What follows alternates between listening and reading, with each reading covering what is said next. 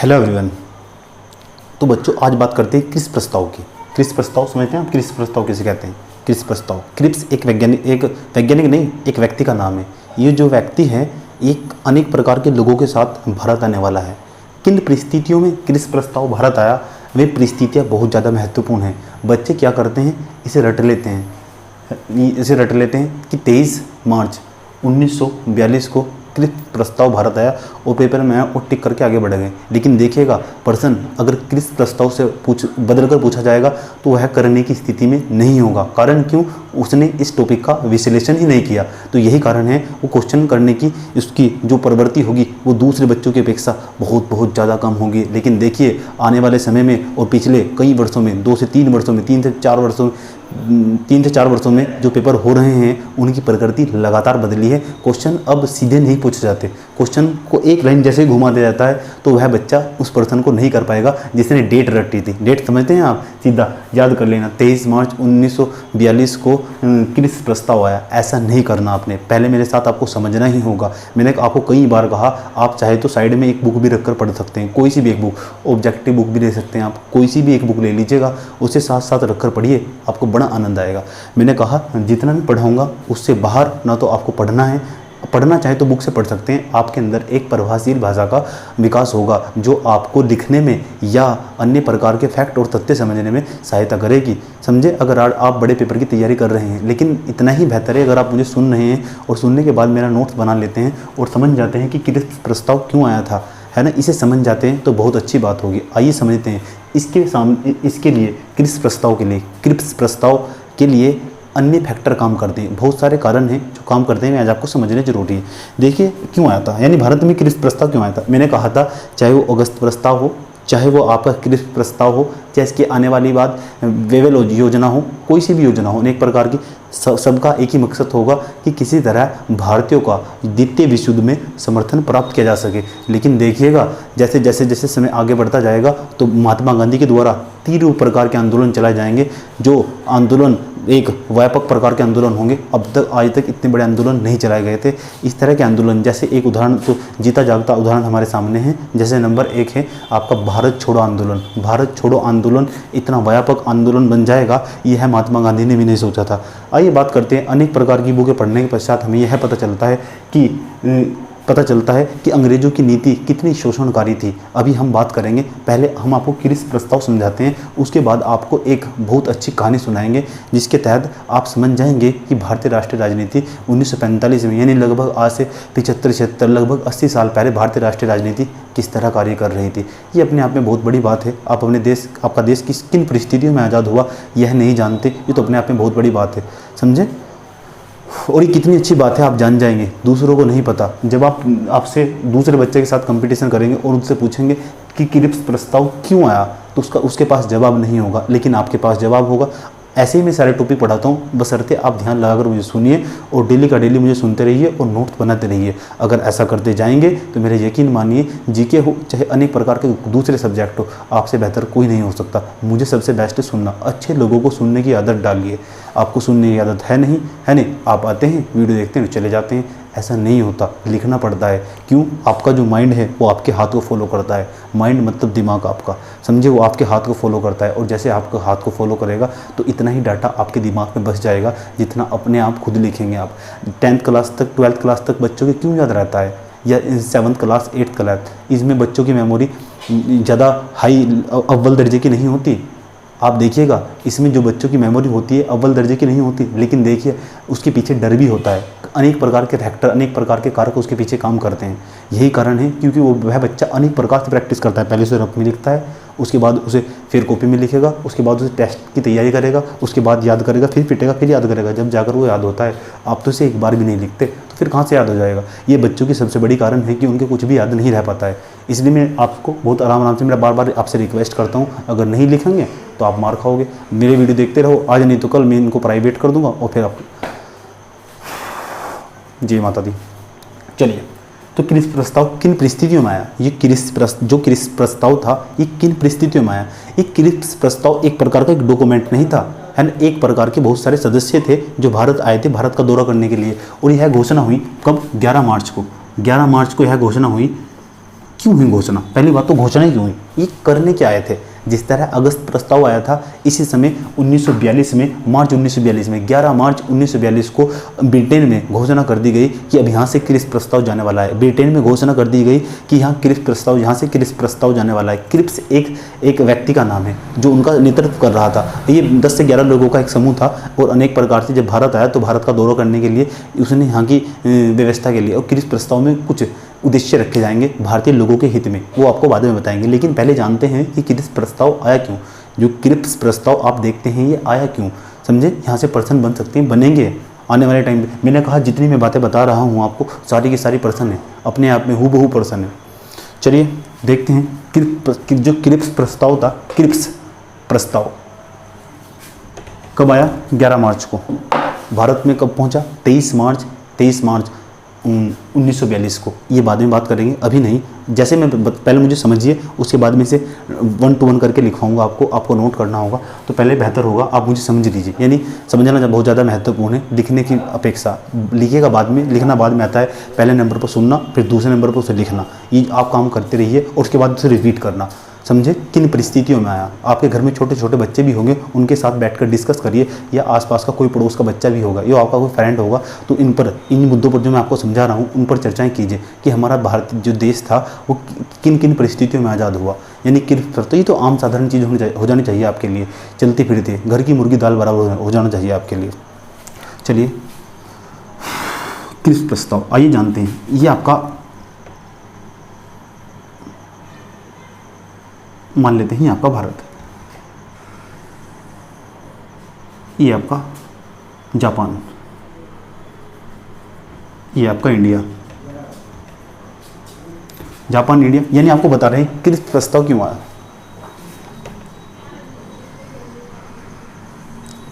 ये है आपका इंग्लैंड का संबंध यहाँ ब्रिटेन से है, लंदन से है, समझे? और इस टाइम इस वक्त क्रिप्स प्रस्ताव के समय यहाँ के जो प्रधानमंत्री है, प्रधानमंत्री उनका नाम है चर्चिल, समझे? उनका नाम क्या है? चर्चिल। और जापान है ना, इधर है जापान, उधर आपका यूएसए,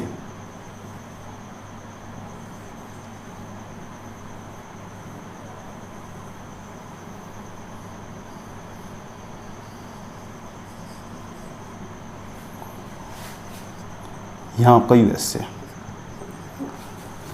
द्वितीय विश्व युद्ध कैसे चल रहा था ये तो आप जानते हैं कि किस तरह द्वितीय विश्व युद्ध में क्या हुआ, कौन कौन सी परिस्थितियाँ बनी हुई जब द्वितीय विश्व युद्ध चल रहा था। मैंने कहा ये जापान है और इधर का ये भाग एशिया है, ये बीच वाला भाग यूरोप है और ये वाला भाग उत्तरी अमेरिका है, इसे अमेरिका बोलते हैं। इधर वाला भारत और जापान वाला भाग है ना, ये है आपका कौन सा? एशिया। ये पूरा का पूरा एशिया है। एशिया क्या है? एशिया। हिंदी में लिख देते हैं, ये आपका एशिया है इधर।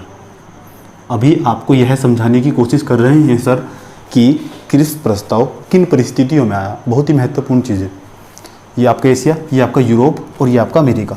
अभी देखिए हुआ था क्या, हुआ यह था, जो जापान था ना, जापान, इटली और जर्मनी ये धुरी राष्ट्र थे और धुरी राष्ट्र दक्षिण एशिया में, ये इसे नीचे के भाग जहाँ भारत, म्यांमार, बांग्लादेश, अनेक प्रकार के, Indonesia, Singapore, Vietnam, Cambodia, Laos, इस तरह के जितने भी देश इधर बसे हुए हैं, जितने भी देश इधर बसे हुए हैं भारत के म्यांमार में, इधर साइड में, चाहे आपका अनेक प्रकार के कितने भी देश हो, चाहे आपका अनेक प्रकार के द्वीप हो, अनेक प्रकार के देश और द्वीप, यानी इसे बोलते हैं दक्षिण एशिया।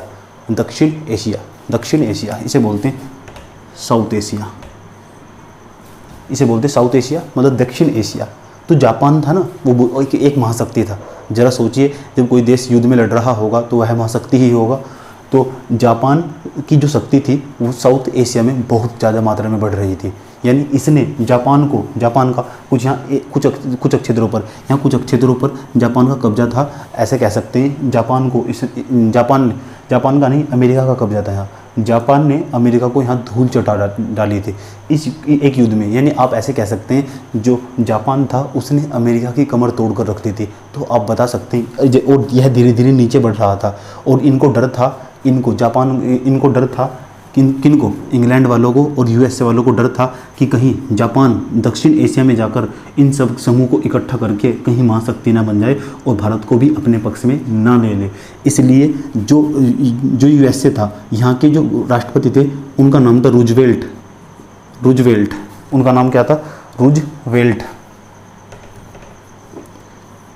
अब जो यहाँ के राष्ट्रपति थे, इन्होंने प्रधानमंत्री, इंग्लैंड के प्रधानमंत्री चर्चिल से कहा कि आप एक काम कीजिए, यह द्वितीय विश्व युद्ध जो चल रहा है इसमें मित्र राष्ट्रों के साथ भारत को सम्मिलित कीजिए और अनेक प्रकार के प्रस्ताव भेजिए। यानी कुछ ऐसी परिस्थितियां बनी हुई थी। नंबर एक तो जापान की बढ़ती हुई शक्ति दक्षिण एशिया में जापान की बढ़ती हुई शक्ति, मतलब उसकी पावर, और उसके द्वारा उसके बाद फिर रूजवेल्ट जो अमेरिका के राष्ट्रपति थे, अमेरिका के राष्ट्रपति रूजवेल्ट के द्वारा प्रधानमंत्री चर्चिल से कहा जाता है कि आप भारत का किसी भी तरह से सहयोग प्राप्त करने का कष्ट कीजिए। इन स्थितियों में भारत में एक प्रस्ताव लाया जाता है, इंग्लैंड के द्वारा इन स्थितियों में भारत में एक प्रस्ताव लाया जाता है जिसे क्रिस्प प्रस्ताव कहते हैं। क्रिस्प प्रस्ताव का मतलब भारतीयों का विकास करना या भारतीयों के लिए अनेक प्रकार की सुविधाएं पैदा करना नहीं था, कतई भी नहीं था। समझे? तो आप जितनी जल्दी समझ जाएं इतना बेहतर है। तो यह परिस्थितियाँ थी जिन परिस्थितियों में क्रिस्प प्रस्ताव आया, और यह महत्वपूर्ण घटना थी, एक बहुत खतरनाक वाली घटना होने वाली है यह। उसके बाद देखिएगा क्या होगा। पहले अगस्त प्रस्ताव आया, लेकिन कांग्रेस के द्वारा अगस्त प्रस्ताव भी अस्वीकार कर दिया। आपने पिछले वीडियो में देखा कि अगस्त प्रस्ताव के अंतर्गत कौन कौन से प्रावधान किए गए थे, और हमने कल उसकी समीक्षा भी की थी। समझे? तो हमने जब इसकी समीक्षा की थी, अब हम पढ़ने वाले हैं क्रिस्प प्रस्ताव। जब हम क्रिस्प प्रस्ताव पढ़ने वाले हैं तो क्रिस्प प्रस्ताव के अंतर्गत हमने देखा कि जापान क्रिस्प प्रस्ताव किन परिस्थितियों में क्रिस्प प्रस्ताव आया। अब क्या कहा गया? प्रधानमंत्री चर्चिल के द्वारा 11 मार्च 1942 को, 11 मार्च इंपॉर्टेंट डेट है, 11 मार्च 1942 को क्रिस्प प्रस्ताव की घोषणा कर दी गई। और जब इसकी घोषणा कर दी जाती है तो जो आपका ये क्रिस्प प्रस्ताव है, इसकी घोषणा कर दी जाती है 11 मार्च, डेट आपको याद रखनी है, 11 मार्च 1942 को। लेकिन देखिएगा 11 के बाद लगभग 12 दिन लगे इसको भारत में आने में, और ये भारत में एंट्री मारता है। और भारत में जब क्रिस्प प्रस्ताव आता है तो यह आता है 23 मार्च। कब? 23 मार्च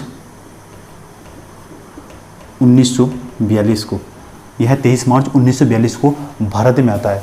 और भारत में जब यह आएगा तो भारत के अनेक प्रकार के जितने भी राजनीतिक दल होंगे और जितने भी मुख्य रूप से अनेक प्रकार के नेता होंगे उनसे मुलाकात करेगा। और देखिए यह मुलाकात करता है, सबसे पहले यह मुलाकात करता है कांग्रेस के नेताओं से।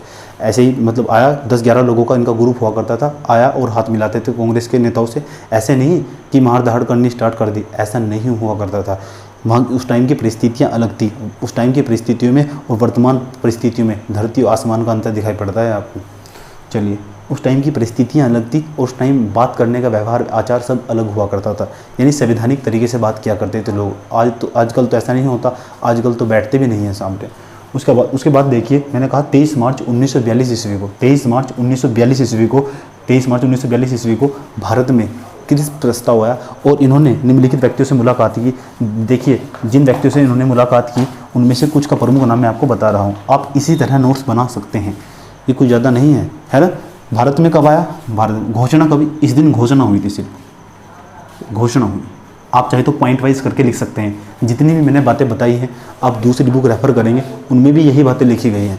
समझे? जितनी जो आप दूसरी बुक रेफ़र करेंगे उसमें भी यही बातें आपको सेम हूबहू यही बातें मिलेंगी, आपको कुछ भी नए नहीं मिलने वाला। तो 23 मार्च 1942 को क्रिस्प प्रस्ताव जैसे ही आता है, क्रिस्प प्रस्ताव आता है भारत में। घोषणा कब हुई थी? घोषणा हुई थी इसकी 11 मार्च 1942 को। 12 दिन से भारत में आने में लगे। और भारत में जब यह आया तो कुछ विशेष प्रकार के व्यक्तियों से मुलाकात की इसने। जैसे देखिएगा, नंबर 1, नंबर 2 और नंबर 3 और नंबर 4 और नंबर 5। किससे इन्हें मुलाकात की? यानी भारत में तो आए हैं। जब भारत में आए तो इनकी मुलाकात हुई सबसे पहले कांग्रेस से मुलाकात हुई। कांग्रेस में भी किससे? जवाहरलाल नेहरू से।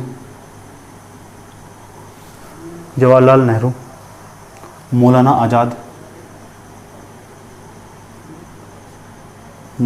आज़ाद,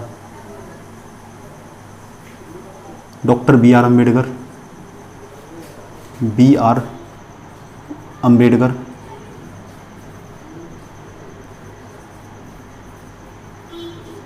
डॉक्टर BR अम्बेडकर।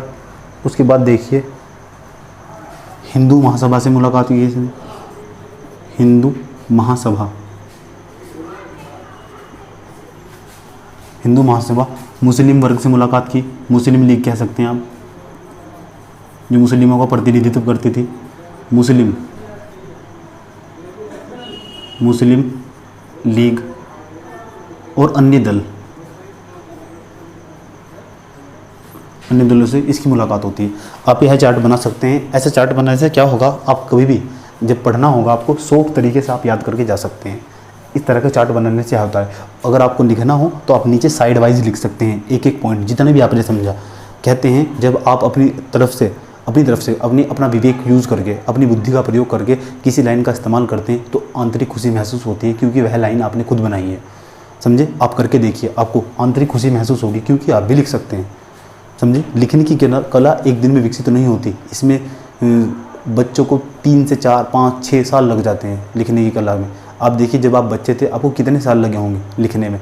तो लिखने की कला और सोच समझकर लिखने की कला बहुत दिनों बाद विकसित होती है, और यह धीरे धीरे डेवलप नहीं होती, बहुत दिनों बाद डेवलप होती है। इसमें काफ़ी टाइम लग जाता है, यानी और वो भी परिभाषीय भाषा का प्रयोग करना बहुत बड़ी बात होती है। धीरे धीरे आप 4 लाइन यहाँ लिखेंगे, ज़रा सोचिए, कल का जब मैं पढ़ाऊँगा, कल का जो भी टॉपिक होगा मैं पढ़ाऊँगा, तो उसके अंतर्गत आप लिखने का प्रयास करेंगे तो आपका जो कॉन्फिडेंस है वो भी अव्वल दर्जे का हो जाएगा। चलिए, उसके बाद अब देख लेते हैं कि जब यह जो क्रिस प्रस्ताव था, जब यह भारत में आया, तो भारत में जब यह आया तो उसमें क्या क्या प्रावधान किए गए थे। आप एक बार स्क्रीनशॉट ले लीजिए, समझे, आप स्क्रीनशॉट ले लीजिए एक बार, मैं इसे हटा देता हूँ।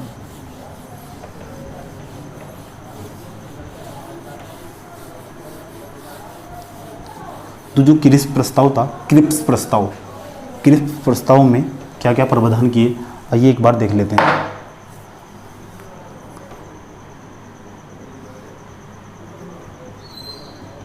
के तहत किए गए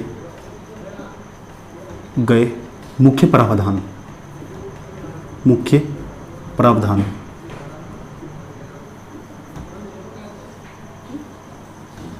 देखिए, हमने आपको कल ही बताया था कि अगला प्रस्ताव हमेशा पहले प्रस्ताव से बेहतर होगा। ये हमने आपको कल ही बताई थी कि जो आने वाला जो भी प्रस्ताव होगा वो हमेशा पहले वाले प्रस्ताव से बहुत बहुत ज़्यादा बेहतर होगा। इसलिए क्योंकि इनका एक ही मकसद होगा, औपनिवेशिक हुकूमत उनका एक ही लक्ष्य था कि किसी तरह भारतीयों का समर्थन प्राप्त कर सके, उनका यही लक्ष्य रहेगा। समझे, तो किस प्रस्ताव कब आया था, घोषणा की गई थी 11 मार्च 1942 को, लेकिन भारत में आने में इसमें 12 दिन लगे। अभी आपने देखा किस किस से मुलाकात किया। अब जानते हैं जब यह आया तो किन प्रस्तावों को लेकर आया। वे प्रस्ताव आपको बहुत ध्यान में रखने, उनसे पेपर प्रश्न पूछे जाते हैं कि वे कौन कौन से प्रस्ताव थे जिसमें किए गए। नंबर फर्स्ट, पहला यह कहा गया, पहला प्रस्ताव। नंबर 2, दूसरा प्रस्ताव। नंबर 3, तीसरा प्रस्ताव। नंबर 4, चौथा प्रस्ताव। मैं आपको एक एक करके एक प्रावधान को पहले लिखवाना चाहता हूँ, फिर आप आराम से समझ जाएंगे। समझे, मैंने कहा वही परंपरागत मांगे थी जो पिछले, परंपरागत मांगे नहीं, परंपरागत घोषणाएं थी जो पहले की गई थी, लेकिन थोड़ी बढ़ा चढ़ाकर की गई थी। आइए पहले नंबर की जो घोषणा थी उसे लिख लेते हैं। पहले नंबर उसने क्या कहा, दूसरे नंबर पर उसने क्या कहा, और तीसरे नंबर पर क्या कहा, और चौथे नंबर पर क्या कहा उसने। आइए पहले नंबर पर, यानी जब किस प्रस्ताव आया, किस प्रस्ताव जो डॉक्यूमेंट लेकर आया उसमें क्या लिखा हुआ था, भारतीयों के लिए क्या प्रस्ताव था, भारतीयों के लिए क्या होने वाला था, भारत में भारतीय राष्ट्रीय राजनीति में क्या मोड़ आने वाले थे। आइए देखिए ना, समझ, नंबर फर्स्ट लिखिए। पहली बात यह कही गई कि युद्ध के बाद भारतीयों को एक डोमिनियन स्टेट दे दिया जाएगा। यह बात पहले भी कही गई थी, डोमिनियन स्टेट दे दिया जाएगा, लेकिन पहली बार यह नहीं कहा गया था कि यह बाह्य और आंतरिक मामलों में स्वतंत्र होगा। इस बार यह कहा गया कि जो डोमिनियन स्टेट दिया जाएगा वो भारतीयों के लिए आंतरिक और बाह्य मामलों में स्वतंत्र होगा। डोमिनियन स्टेट समझते हैं ना आप, प्रांत, अपना प्रांत, जहां सरकार का कोई हस्तक्षेप ना हो। आप चाहे बाहर ट्रेड करना हो, आपको व्यापार करना हो और अंदर व्यापार करना हो, सरकार का कोई हस्तक्षेप नहीं होगा। यह प्रावधान पहले वाले अगस्त प्रस्ताव में नहीं था। समझे, जहां अगस्त प्रस्ताव सीमित मात्रा में था, सूक्ष्म अवस्था में था, संकीर्ण दिखाई पड़ता है, वहीं किस प्रस्ताव अगस्त प्रस्ताव की अपेक्षा और व्यापक दिखाई पड़ता है।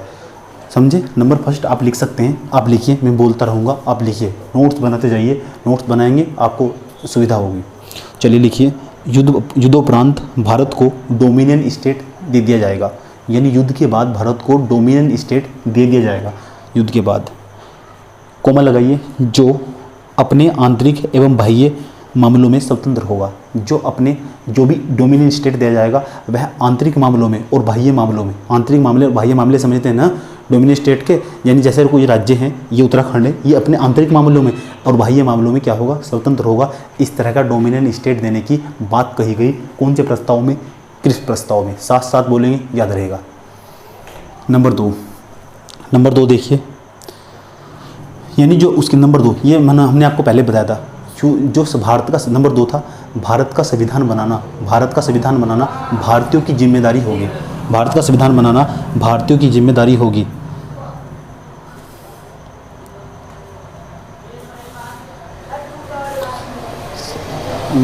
भारत का संविधान बनाना भारतीयों की जिम्मेदारी होगी, उसमें एक भी व्यक्ति अंग्रेज नहीं होगा। ये बात बहुत महत्वपूर्ण बात थी। मैंने कहा अगले प्रस्ताव जितने भी आएंगे हमेशा पहले वाले से बेहतर होंगे, समझे।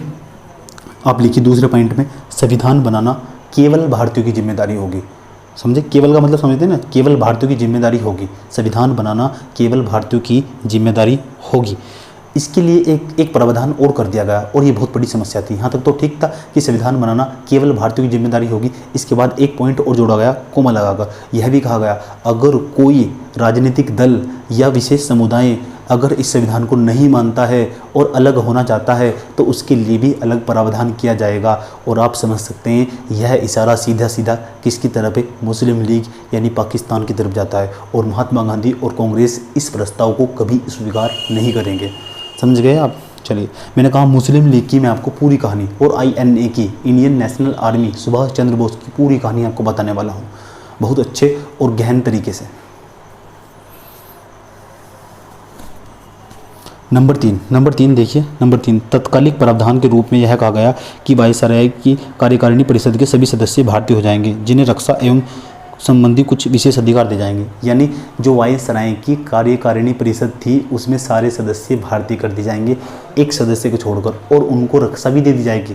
जिस तरह आजकल देखिए जो मंत्री परिषद होती है उनकी कितनी सुरक्षाएं होती है, पहले ऐसा नहीं था। मंत्री परिषद में जो भी होगा उसकी कोई सुरक्षा नहीं होगी। अब यह प्रावधान किया गया कि इस प्रस्ताव के अंतर्गत जितने भी कार्यकारिणी परिषद, वायसराय की कार्यकारिणी परिषद में अधिकतम भारतीयों की संख्या बढ़ाई जाएगी और उनको रक्षा भी दे दी जाएगी। इस तरह के प्रावधान आप लिख रहे हैं ना, लिखते चलिएगा, मज़ा आएगा आपको बड़ा। उसके बाद देखिए, बस 3 ही प्रस्ताव थे इसके, 3 ही प्रस्ताव आपको लिखने हैं, फालतू नहीं लिखने।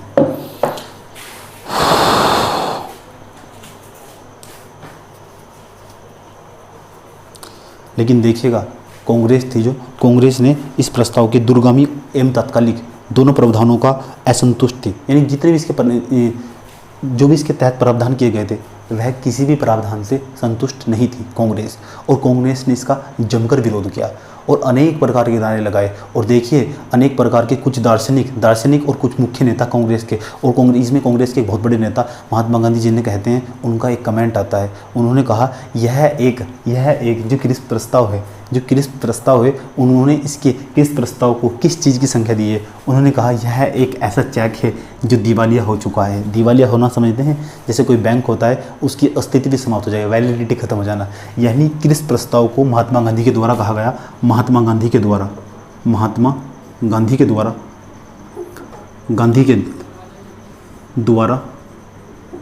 यह कहा गया कि यह एक ऐसा चेक है जो जिसका बैंक दिवालिया हो चुका है, जिसका बैंक दिवालिया हो चुका है।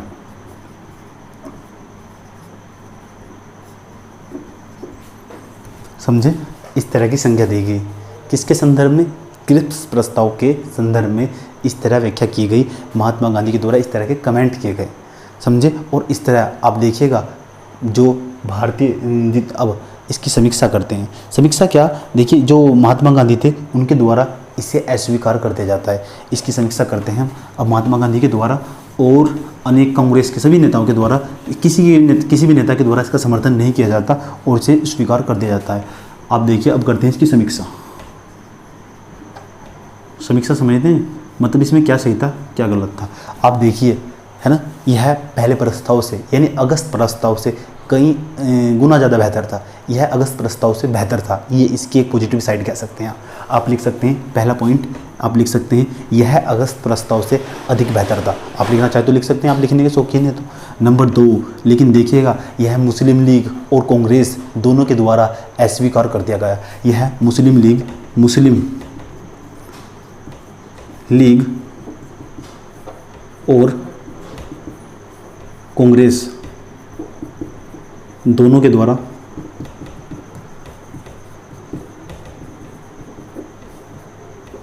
स्वीकार कर दिया गया।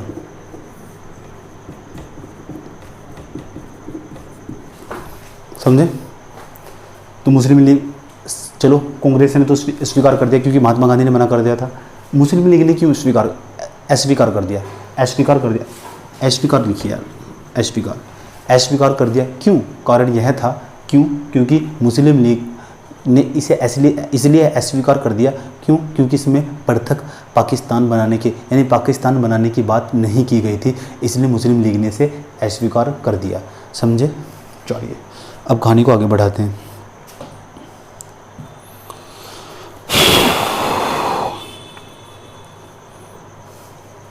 समझे? अब कहानी को आगे बढ़ाते हैं और आगे ले चलते हैं। इसके बाद देखिएगा क्या होने वाला है।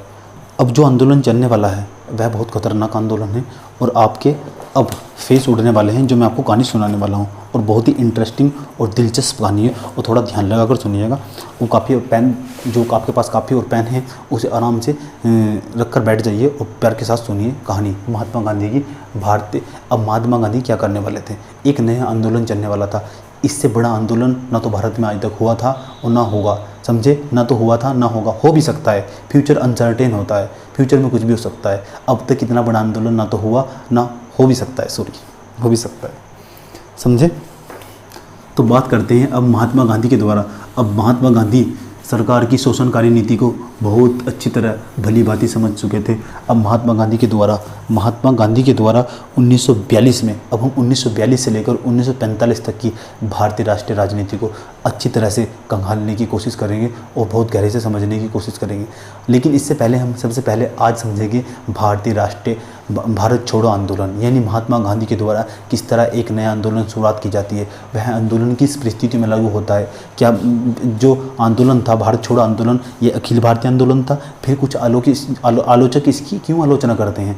आज बात करते हैं किसके बारे में? आज बात करते हैं भारतीय राष्ट्रीय आंदोलन का ही एक सबसे व्यापक भाग, जिसे आप कहते हैं भारत छोड़ो आंदोलन। तो आप काफ़ी में हेडिंग बना लीजिए, भारत छोड़ो आंदोलन। समझे? पहले मुझे लिखने दीजिए, मुझे सुनिएगा थोड़ी देर तक। भारत छोड़ो आंदोलन, कौन सा? भारत छोड़ो आंदोलन।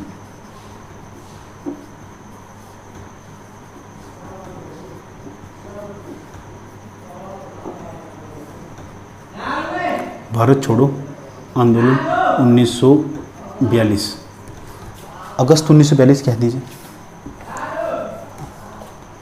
अगस्त 1942, अगस्त 1942। समझे?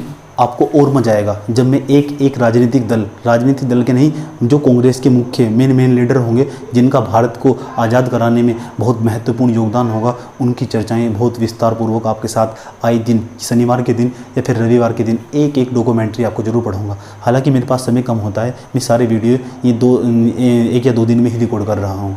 समझे? 1 या 2 दिन में आपको बहुत सारे वीडियो रिकॉर्ड कर रहा हूँ ताकि आप पढ़ सको। समझे? मेरा मकसद आपको जागरूक करना है।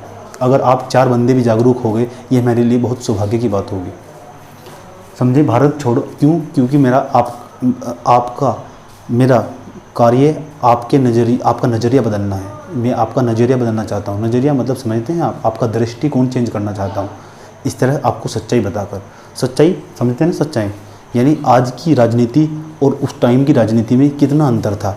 और इस तरह आप जब जब कोई नई बुक पढ़ेंगे इतिहास की, तो उसमें पढ़ेंगे, नए फैक्ट पढ़ेंगे, तो आपका दिमाग और बॉडी एक्सेप्ट करेगा आपको। नई नई बुक हमेशा पढ़ते रहना चाहिए, और जैसे ही आप नई नई बुक पढ़ते रहेंगे, समय समय पर आपके जो दिमाग है, मस्तिष्क है आपका, उसका नए समय समय पर नई तरीके से विकास होता रहता है। मैं आज भी बहुत सारी अनेक प्रकार की बुकें पढ़ता रहता हूँ। हालाँकि मैं पूरा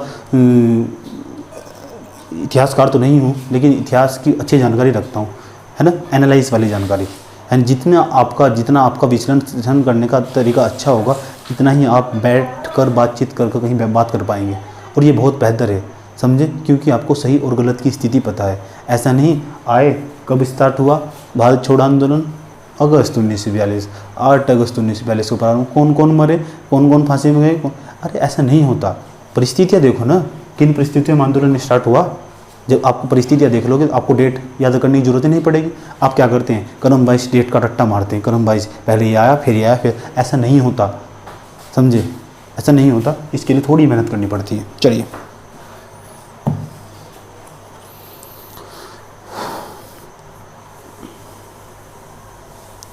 जैसे कल देखें, इस थोड़ा कल देखते हैं, है ना, और बहुत अच्छे तरीके से चर्चाएं करेंगे इसी भारत छोड़ो आंदोलन की, बहुत व्यापक तरीके से।